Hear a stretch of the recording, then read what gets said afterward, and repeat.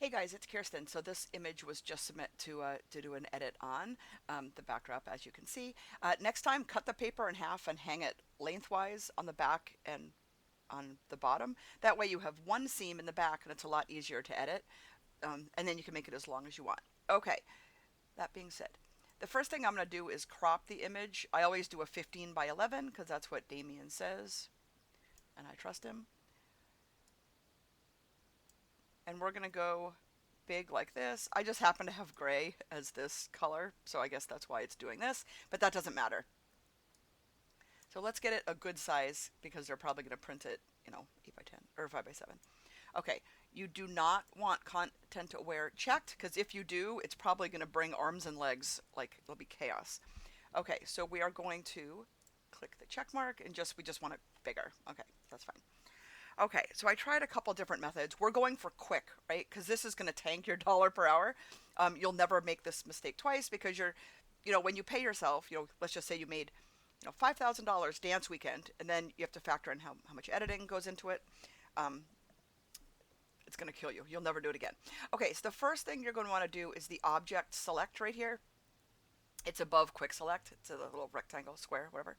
And you're going to tell Photoshop that you want to Photoshop all these humans.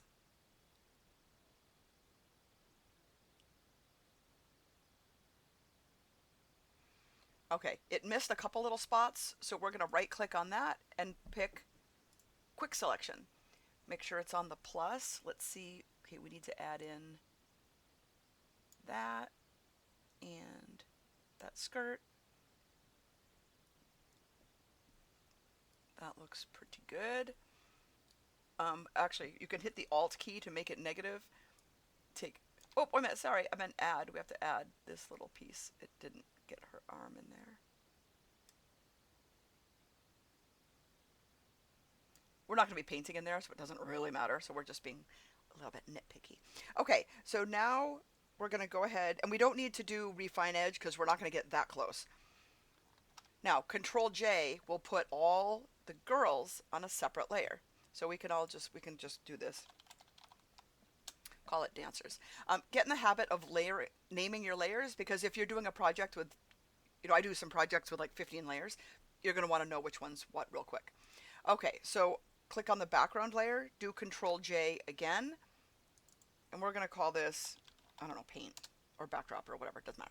Okay, paint. So this is the layer we're going to want to paint on because if we screw up or we need to mask something, we don't want to do it directly on the background. Okay, so paint.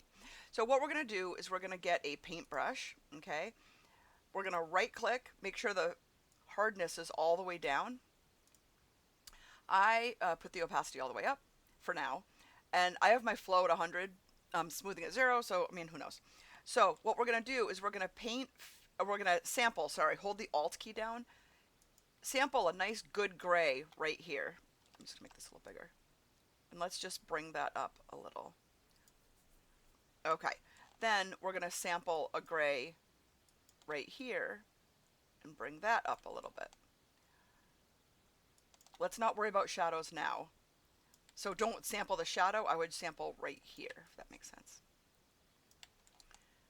Sample close to her. So each click, click, click is going to have its own sample. Make this a little bit.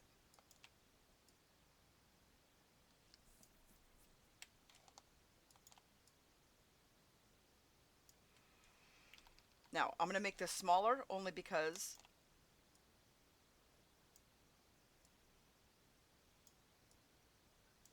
I do want to sample that shadow.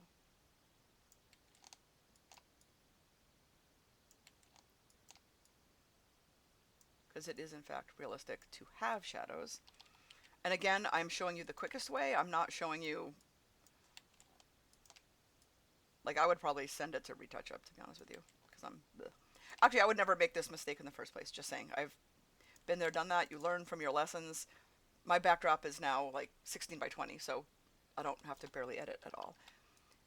But as you do this more and more, you're going to realize I don't want to do this kind of editing with 2,000 pictures. Okay. I'm just going to kind of try to speed it up here so you can just at least see where I'm going with this.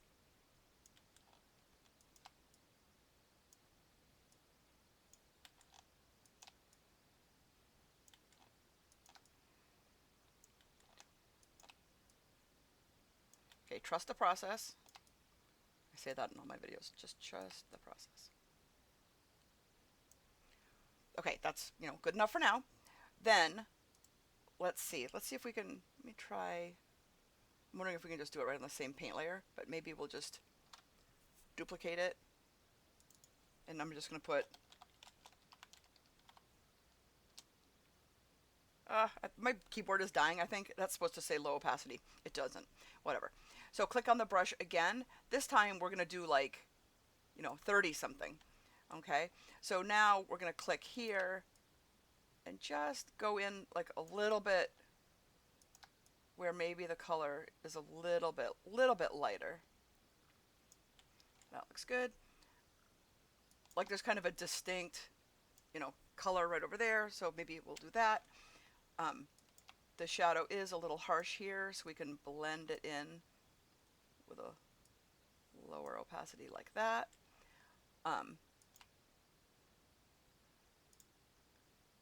So I suspect, let me zoom in here. Okay, so some of the original background is right here. So we're going to go up to the girls, the dancers, put a layer mask. The layer mask is white. We're going to get a brush that's black. So hit D, then X. That makes it the default black and white, black, black, and white, white. And then get really small. Oh, gotta turn the opacity all the way up.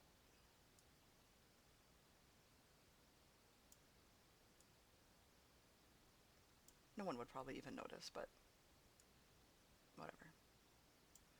Okay. Double click on the hand to make it full size again.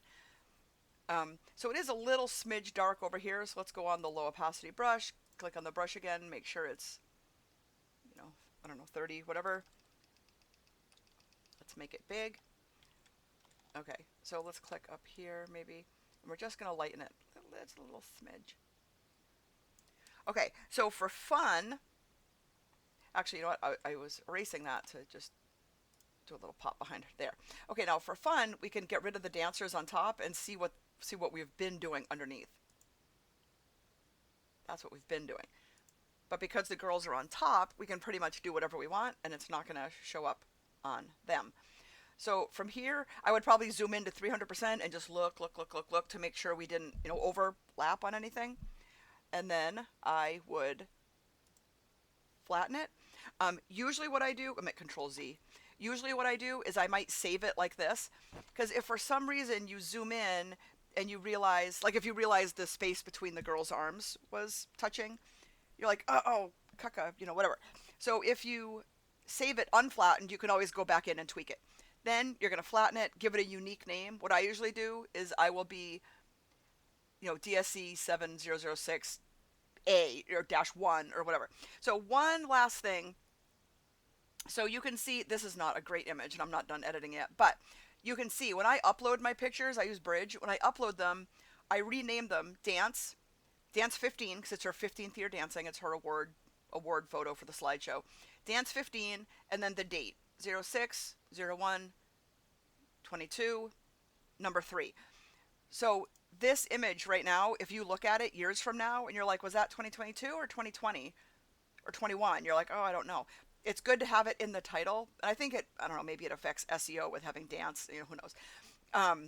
But definitely don't just import them willy-nilly. It just, trust me, you're always going to want to know. And then same thing when I upload clients, I always do like their last name, something, something. So if something happens on my computer, at least I can search Smith, from June, whatever.